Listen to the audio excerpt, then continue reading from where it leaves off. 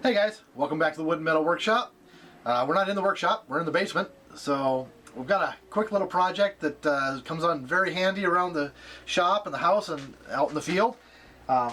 We all have these. A tangled up mess. Okay, I just tangled this one up. I normally keep it nicely wrapped, but for this purpose, it's a tangled up mess. And for some jobs, it's kind of a pain to unwind a cord and then wind up a cord. Especially, this is a 100-foot 12 gauge. They're heavy. It's not hard to keep them, to wrap them up. So we're going to do something that I've done before. We're going to take one of these nice little orange buckets that we all know where they came from, and we're going to make it into a cord holder. Pretty simple procedure. We're going to put a hole in the bottom down here for the cord to come out of. The other end will come out here. So you'll pull out some cord, plug it into your outlet, take the lid off, and you can take the female end wherever you need to go, use it, and then it'll coil nicely back in the bucket. Slap your lid on, toss it in the back of your truck, you're good to go. So, quick little project. You only need a couple of things for this. When I do this, I like to drill a hole that's just the size of the cord, and then make a couple of slits in the side of the bucket so I can force the end of the cord through. It kind of makes a nice tight little hole, and I like to come up. I don't like to put them right here at the bottom. I like to come up a little ways.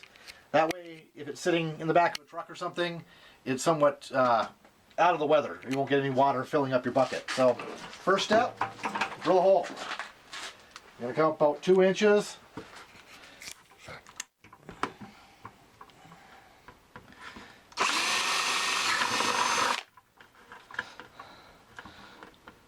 Pretty simple. And we're going to take a knife.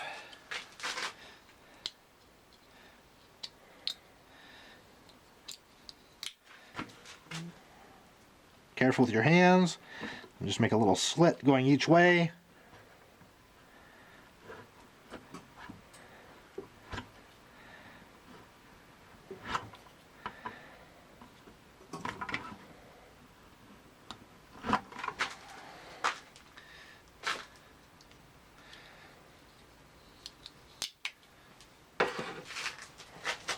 Get the end of your cord. I'm just going to kind of straighten this out real quick.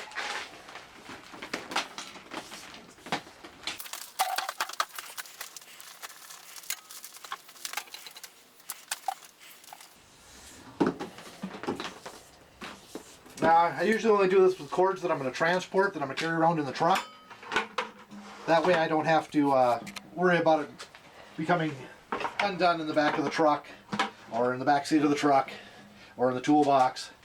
So, first thing we're going to do is we're going to force this cord through our hole here. If you don't want to work this hard to get it in place, you can always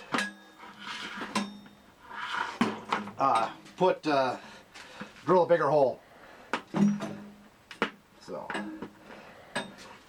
now it's just a matter of coiling the cord in here.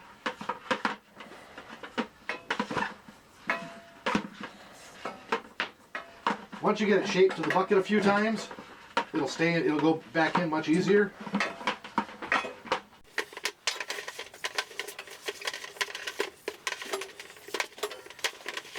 If you want to, you can cut a little slit in the top of the bucket as well for the end of the cord to hang out of.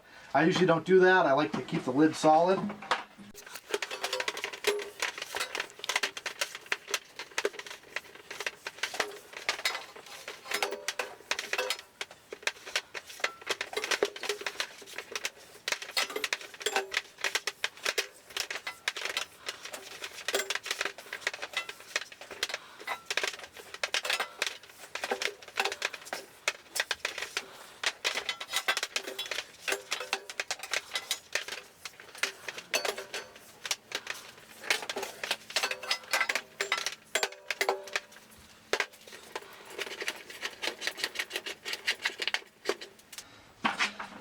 There we go.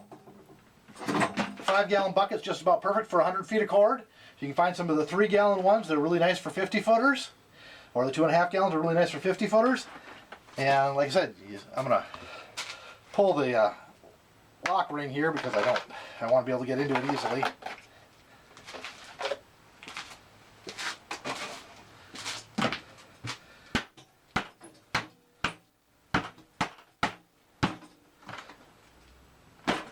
There we go. Once you've used it a few times, the lid comes off much easier too.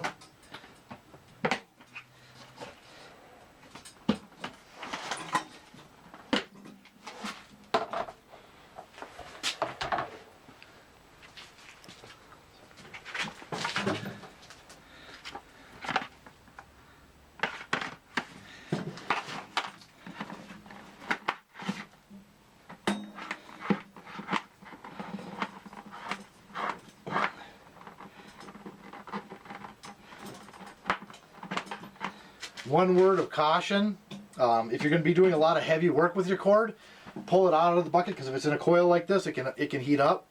But for light duty stuff, quick little jobs, this is great. So I do this for job sites and work out of the shop. For around the shop, I usually hang them like this. So you never have enough cords, but they're always in the way and they're always a mess, but this is a good way to do it. One other thing I've seen guys do is instead of sliding it in like I do and leaving it hanging out the side, you can wreck your cord if you do that. You can cut a small slit up here so you can bring this up and just drop the end into the bucket and still get the lid on.